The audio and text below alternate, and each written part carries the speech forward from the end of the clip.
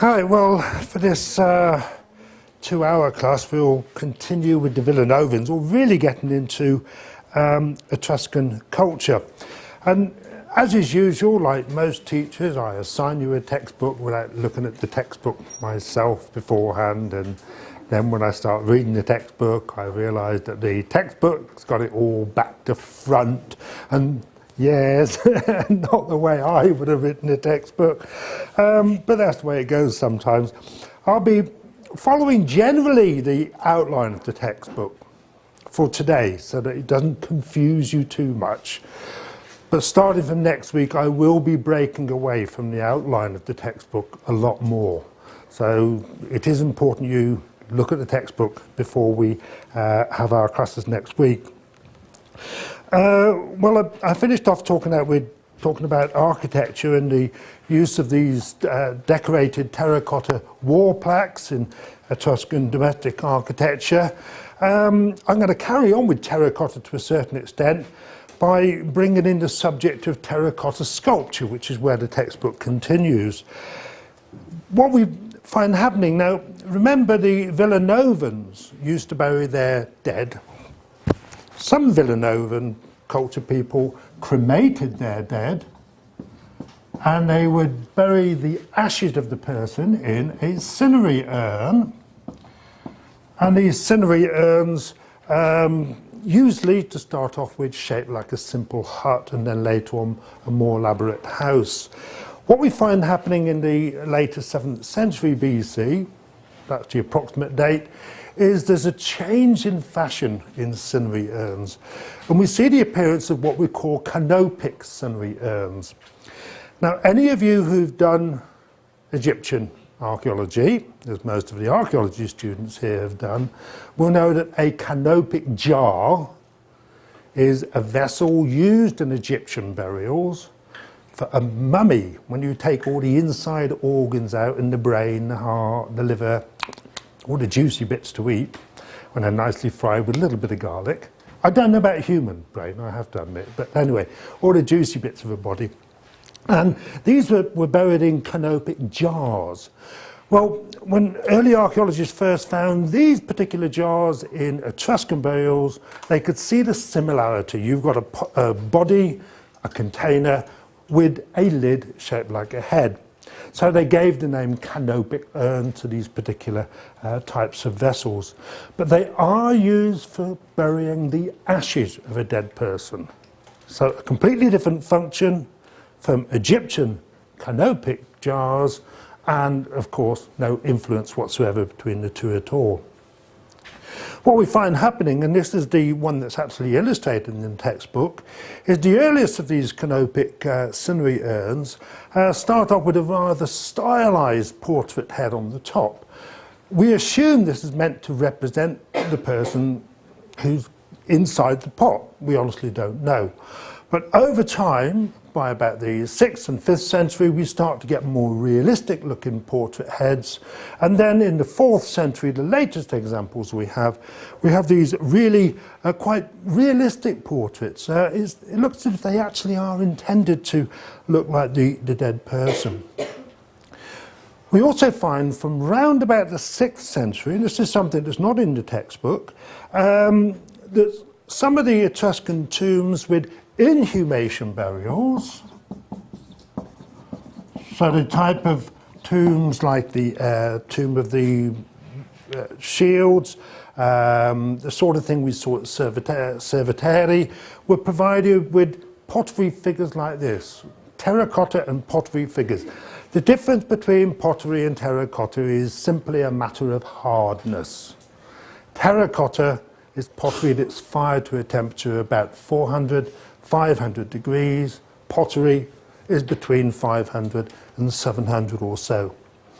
And some of these tombs are provided with these seated figures. Well, you remember the tomb with the chairs inside it, that probably had figures like that there as well. We don't know what the purpose of these are.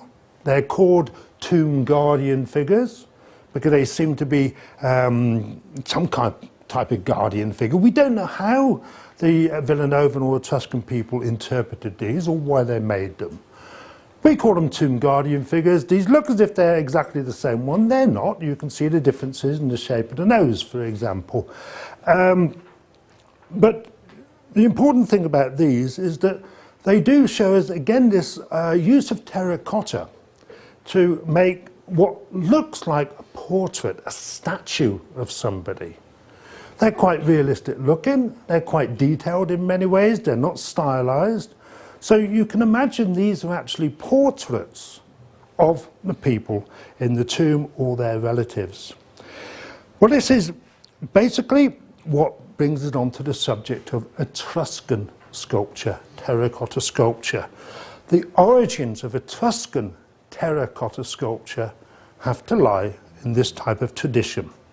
The canopic cinerary urns with their heads, portrait-type heads, and then these tomb guardian figures, which again seem to be portraits, actual pictures of real people rather than simply sterilized faces.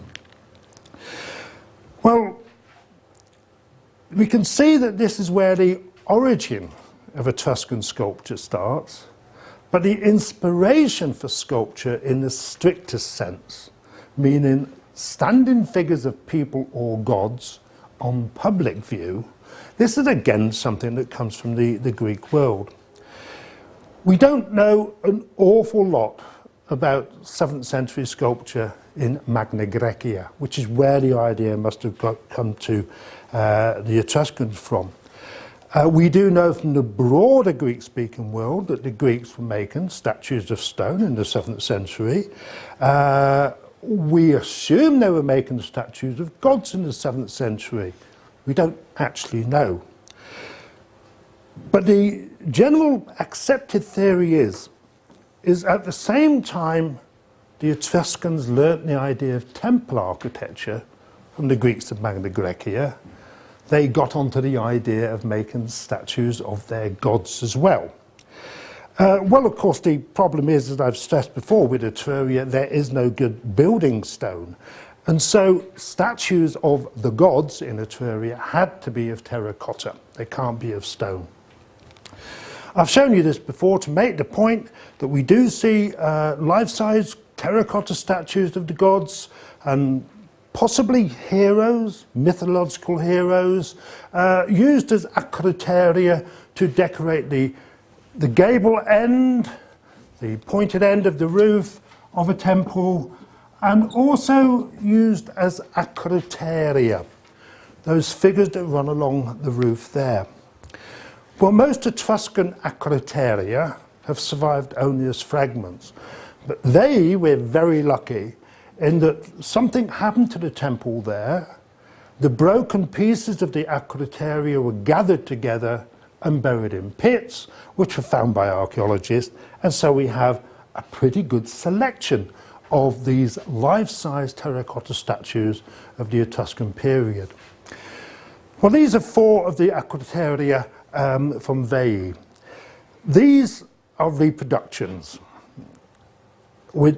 Although these are the most complete collection of statues we have, as you'll see in a moment, they're not actually as complete as this model might indicate. What is quite clear from this, the statue that survived, though, is that along the roof of the temple at Veii, the temple to Menvra, the equivalent of Minerva, was a series of statues that reported one of the labours of Hercules. Are you all familiar with the labours of Hercules? Some of you are familiar with the labour of Hercules. Okay. Well, Hercules was a mortal who was given a series of tasks, jobs to do, labours to do by his king and his queen. They were hoping to get rid of him, basically. Traditionally, there are 12 separate labours or jobs of Hercules. In actual fact, mythology records a lot more. But one of the jobs he was given to do was to capture the Cernaean deer.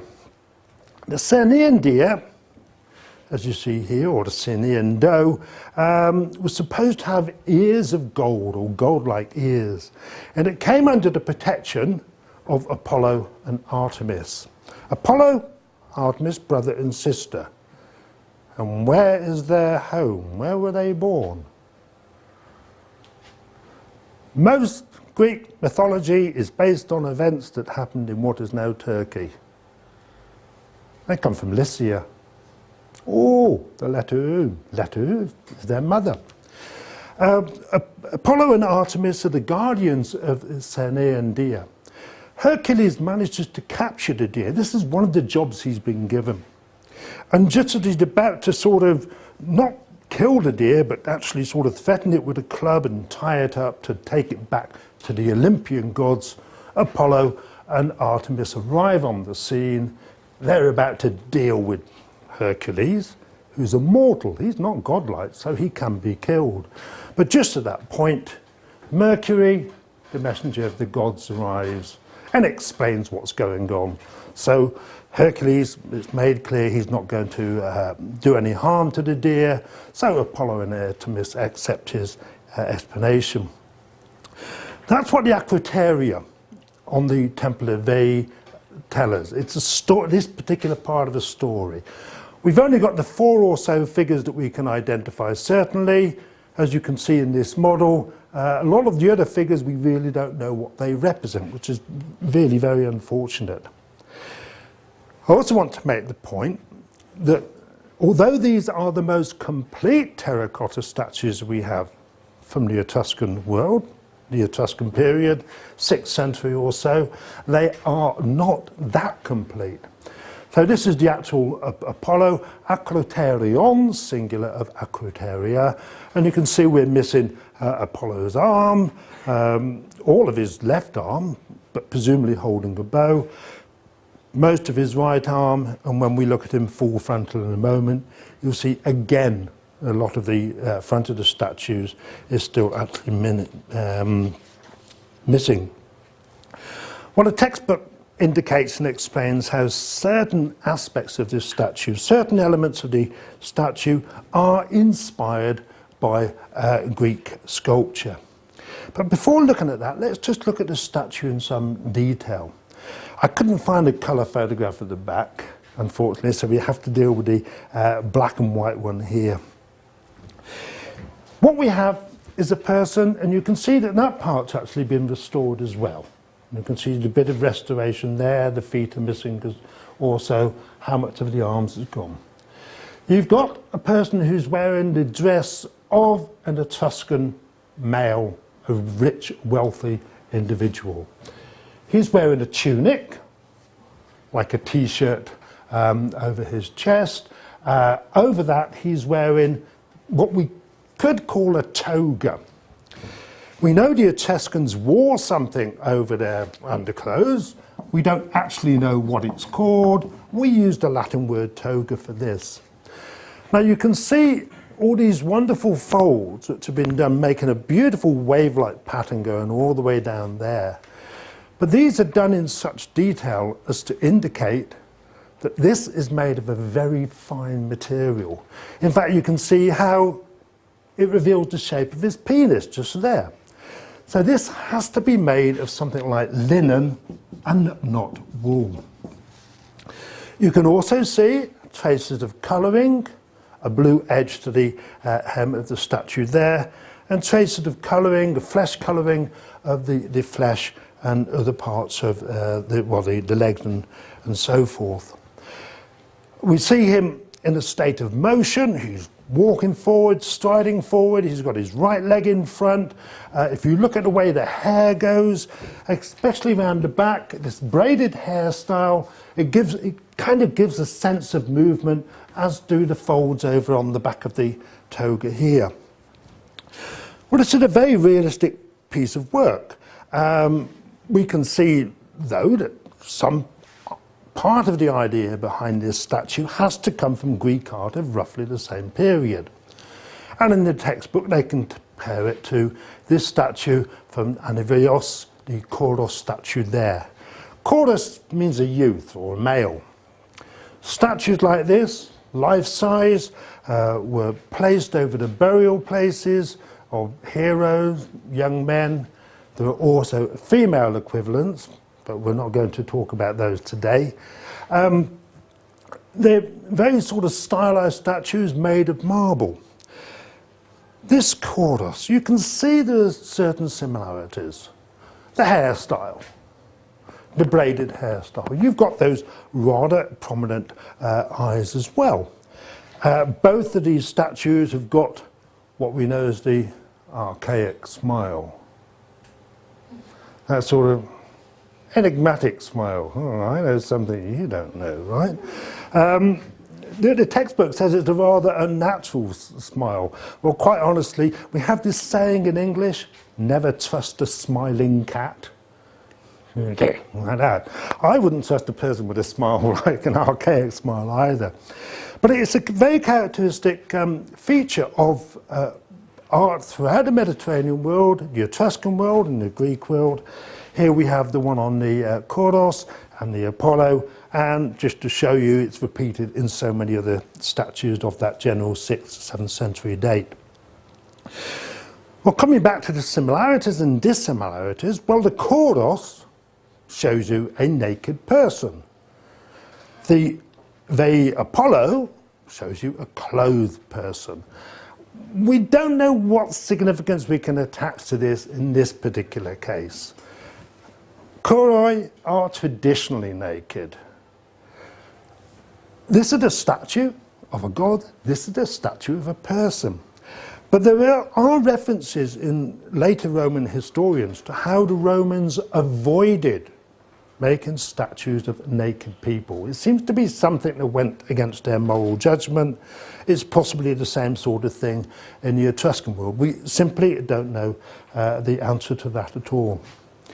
But the most obvious difference is, of course, in the way the figures are shown. Some people like to think that the Koros is shown as if he's walking. This is what the textbook says. One foot in front. Well, I don't know, it might just be standing in a strange form of attention or ready to do a karate blow or something like that. Who knows? But the significant point is that yes, the one leg is thrust forward. It's as if he's about to try and walk, but the rest of the body, you know, I've been stuck like this all day. I've got backache. The Apollo, of course, is full of movement. You look at the Apollo, and apart from the hairstyle and the way the toga is going like that, you've got the heel, the back heel lifted, so you've got that sense of movement. It makes it more realistic. But of course, the important thing to remember here is this is marble. That is made of clay. Clay is a flexible medium. You can mold it and make something which is much more lifelike. And that's really the explanation for that particular difference here. Before leaving the Apollo of A, I do want to make one point which is not often made clear in lectures about ancient art, and that is that it was painted. All statues in the classical period, the wider classical period, by which I mean the Greek-speaking world, ancient Greece, the Etruscans, the Romans, all statues were painted, except bronze ones, possibly. No evidence of a bronze statue being painted. But stone statues, terracotta statues, always painted. And this is the restored appearance of the Apollo based on the traces of the colour. And I have to admit, I would trust that Apollo even less than I would trust a cat with a smiling face with bright lips like that. Hey, you know, ooh, I'm dangerous. Well, the Etruscan tombs, as I said earlier, some of them were provided with tomb guardian figures like this. Guardian figures were placed inside the tombs. What we find outside some of the tombs, particularly in the area of Tarquinia and so forth, are lion figures that guard the tombs. This is something which seems to have come from Asia Minor, Anatolia or further east. The idea for this seems to have come from further east. We honestly don't know. We're talking about a period for which there is not an awful lot of evidence. This is the one that's illustrated in the textbook. Here you've got a nice colour photograph of it, showing what seems to be a winged lion Or is it a sphinx? I do sometimes wonder if this is actually meant to be a sphinx. And it's come from, the ideas come from Egyptian art. Now these, of course, are outside, exposed to the air. People don't want them to get broken. They're at ground level. Now terracotta statues, that criteria on a roof, nobody can get up there and break it. Nobody can break a guardian figure inside a tomb, but this could easily be broken. So these wing lion figures are made of stone. There is no good building stone in Italy. Well, there is, but nobody knew about it at the time we're talking about. There's lots of volcanic stone. And the volcanic stone in Etruria, known as Nenflu, where you can see the problems in trying to make a reasonable carving out of this. You're working away, it can be quite crumbly, it can be quite soft, and holes appear all the way over it. So it's not a particularly good medium, a material to make things out of. Sometimes Nenflu stone is much harder, and we see in this other example of one of these wing lion figures, much more detailing, much better preserved. This one's in the Metropolitan Museum of Art. Unfortunately, it's missing that back part there. But you can see, you know, a nice amount of detail done to this. These stylized feathers coming up like this. The inspiration for these wing lions, one really ought to look for it somewhere in the east. Mesopotamia, somewhere like that. Griffins, even further east than that.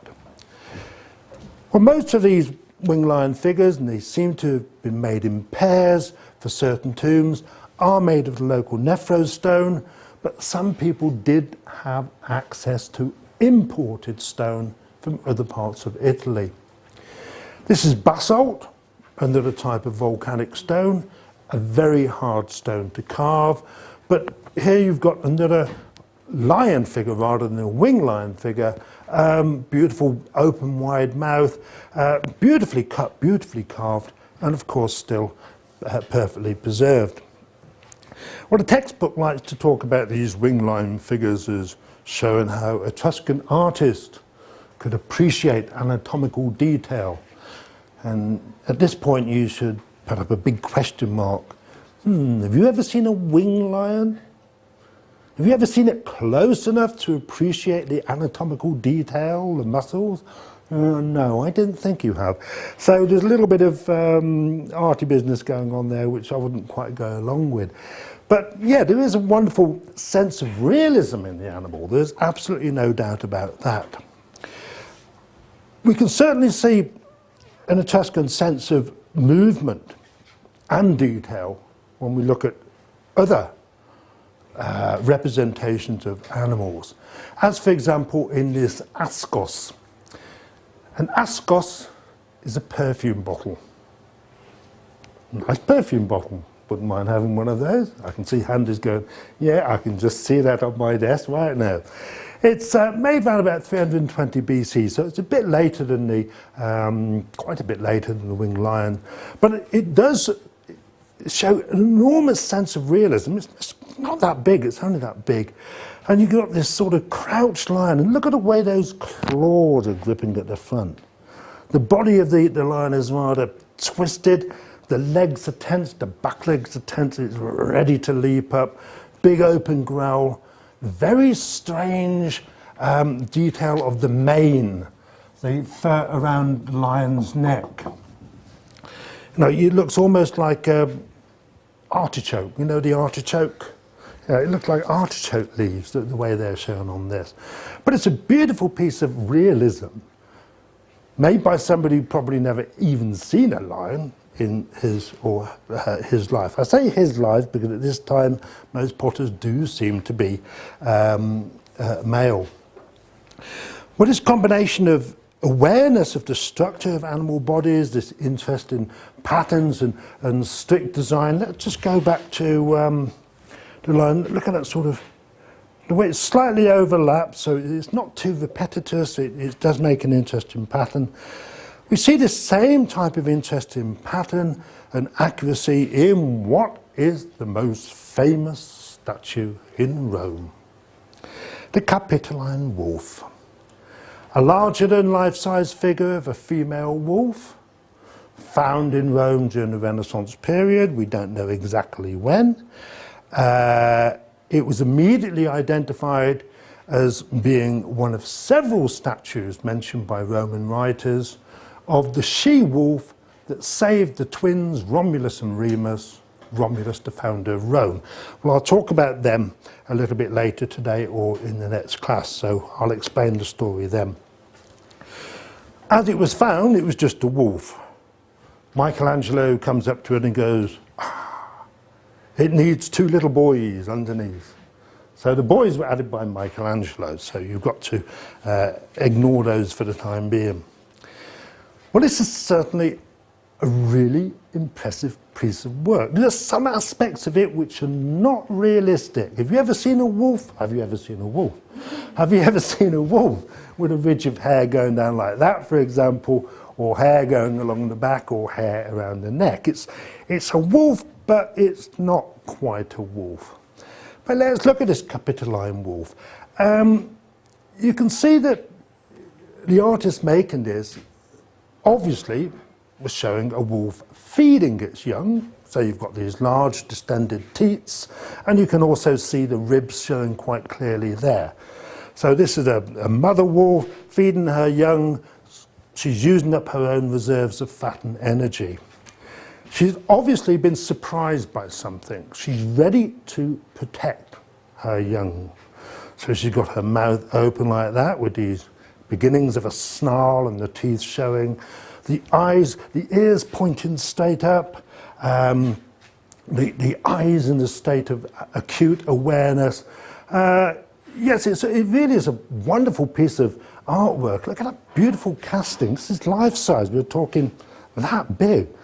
A marvellous piece of hollow casting.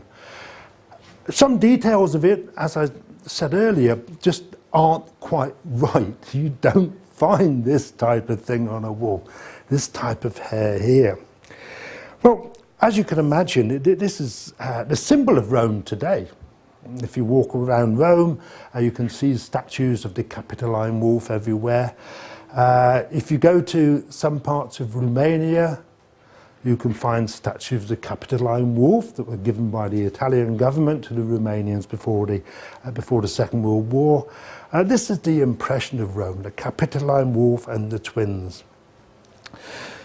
Well, as I said, Roman historians do tell us that there were statues of the wolf and the twins in Rome. So it was natural to assume that this must represent one of those particular statues. Of course, ever since it was found, there's been argument as to what's the inspiration behind this. It's found in Rome. Is it Roman? Well, we don't know the Romans as really good in terms of metalworking until the 1st century after Christ. Is it Etruscan? The Etruscans are very good at making bronzes. Is it Greek? Doesn't quite look Greek. That sort of detail there. It looks kind of inspired from the East or something like that. There's also been a lot of debate and argument as to when it was made.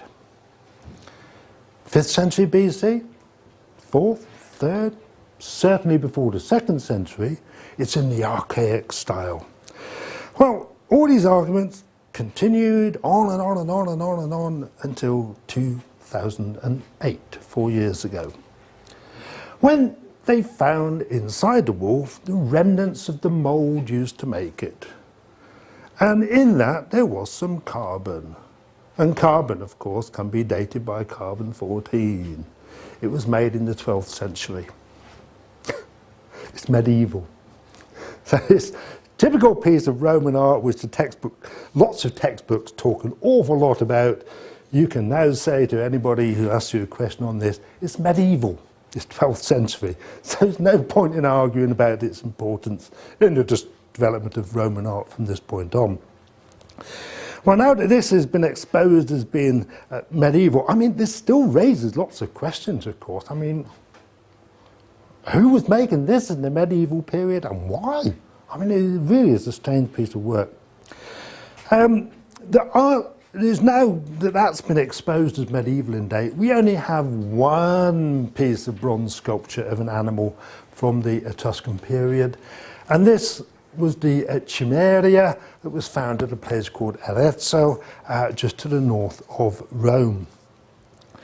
The Chimeria. This is a beast which features in Greek and Anatolian mythology. It's got the head and the body of a lion. The tail is a snake, and sticking out from the back of the Chimeria is the head of a goat. This is again an animal associated with Anatolian legend. Now, the textbook talks about how it was killed by a person called Bellerophon from Corinth in Greece, but in actual fact Bellerophon is a person from Lycian mythology again. Apollo and Artemis, in the LECTURE03, in Lycia, modern Turkey, and the same with Bellerophon. He features in Lycian mythology. So you can associate him with two parts of the world if you like. According to one version of the story, it's female, I said he, this Chimeria went around the neighbourhoods of towns killing people with its fiery breath until Bellerophon, in some stories on the winged horse, Pegasus, came along and managed to kill the Chimeria, first of all by cutting the neck of the goat there and then killing the Chimeria itself. Well, this is a wonderful piece of work. We know that it was made by somebody for a temple dedicated to a god. It has this inscription on the right front leg, Tien Scevil, which means something like a gift to the god or given to the god. There can't be any doubt it's Etruscan with an Etruscan inscription on it. And when you look at it in detail, again, it just shows this enormous familiarity, if you like, with what a wild animal really looks like. How the artist got familiar with what a wild animal looked like, we don't know. Think back to that ascos, just for a moment. Let's just pop back to that ascos. Think, same type of stance. You've got a crouching animal like that. You've even got the same artichoke type mane on it. Sort of the mouth opened in a growl like that. You can just see the cut in the neck of the goat there. You can see the rather thin ribs. Again, this is an animal, its body is twisted, the back legs are tense, the claws are dug in. This is an animal about to jump. It's in a state of fear and anger, as you can see from the raised hair along the back as well. So there certainly is, or there certainly was, some major pieces of bronze sculpture made in the Etruscan period. Again, we don't know the date of it. Unfortunately, there are no traces of the mould inside this, so we can't carbon date it. Metal cannot be dated by itself, so we have a problem with that. Most people would, however, would generally date it round about the 5th, 4th, possibly 3rd century BC. You can toss a coin and take a date out of a hat. It's entirely up to you. It cannot be any later than the 2nd century BC, though. Most people are pretty much agreed on that. This was made roughly at the same time, and I'm following the textbook order here, that people in north and central Etruria, people who inhumed their dead, so buried them complete, adopted the idea of placing dead bodies in a sarcophagus. You should all by now know where the word sarcophagus comes from. And I know you two do, because I told you in another course. Sarco, to swallow. Hang on, got it wrong. Body, sarco, body. Ophagus is to swallow, right? It's a body swallower. The belief was that by placing somebody in a sarcophagus, the body would completely disappear. Well, it does eventually. What we find being made in parts of north and central Etruria are terracotta sarcophagi, in which you've got the body of the sarcophagus there, the clay box, that's the sarcophagus itself. The lid, often shown to represent a couple, a married couple. Many people think that these were made at the time a couple got married, so they called them wedding sarcophagi. What is certain is that when these have been found before being robbed, in other words unrobbed examples, they do often contain two bodies, sometimes three, male and a female. Can't always explain the third one. What you find on these is, of course, the development of what we've seen in the terracotta statues at Veii. You've got beautiful terracotta workmanship, fantastic realistic representations of people. It seems, to judge from the positions of the hands of these people, that originally they were holding metal dishes or cups or something like that in their hands at the time the sarcophagus was buried within an underground chamber tomb. Like the statue in Veii, originally painted, and you can still just see the traces of paint on this particular one, but also what we see here is very clearly a desire to show individuality. The women tend to have very different contrasting hairstyles. The men are always shown with individualistic beards and so forth like this. And they're not sort of entirely stylized. There's a hint that they are stylized, but we're beginning to see something which is really portraiture coming out here. Now, I've not looked at this slide projected before, and I wanted to check something, and I thought I was, right? No, it is. It's a thumb and 4 fingers. I thought she had 6 fingers for a moment, but but you can see from the position of the hand originally holding something the same here. This is a different one from the one we were just looking at.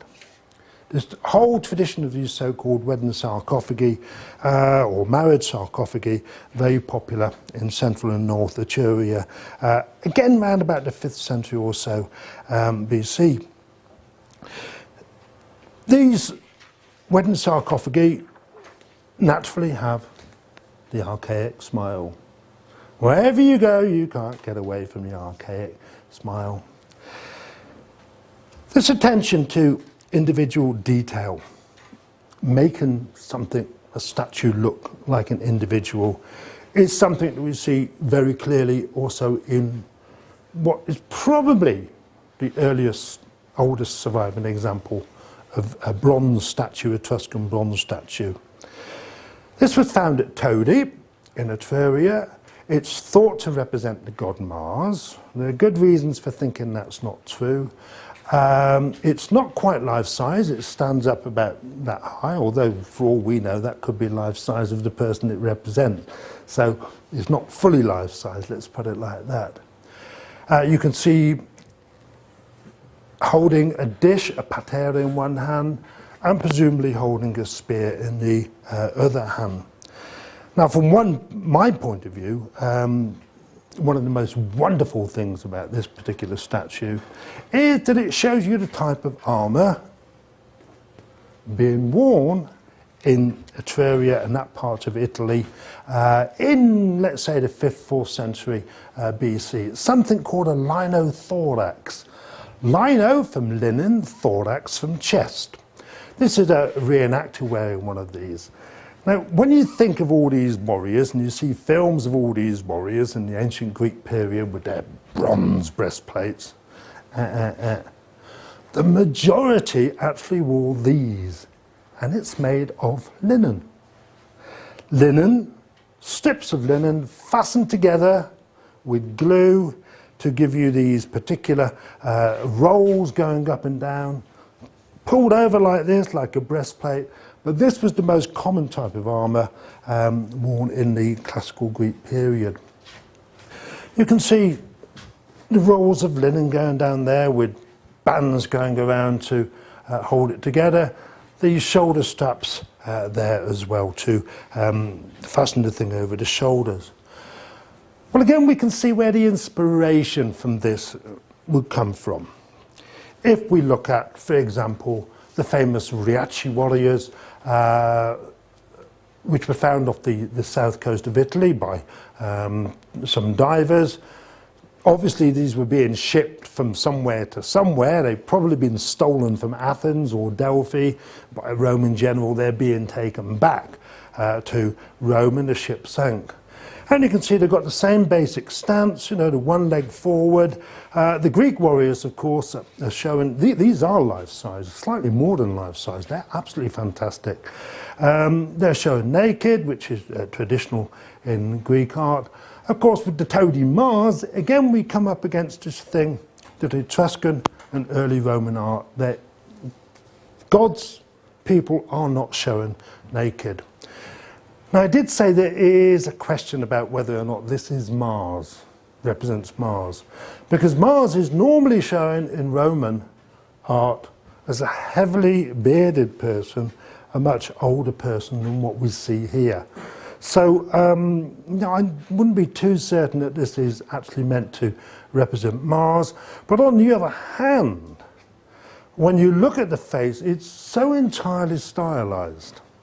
The Riachi warriors, the faces of the Riachi warriors are very individualistic. But the toady Mars is something else altogether. He's rather sterilized in many ways, so sort of not as good as you might think. Right, I'm going to stop there, so you can have a 10-minute break, 11 minutes to be quite precise. All right? Any questions? No? Good.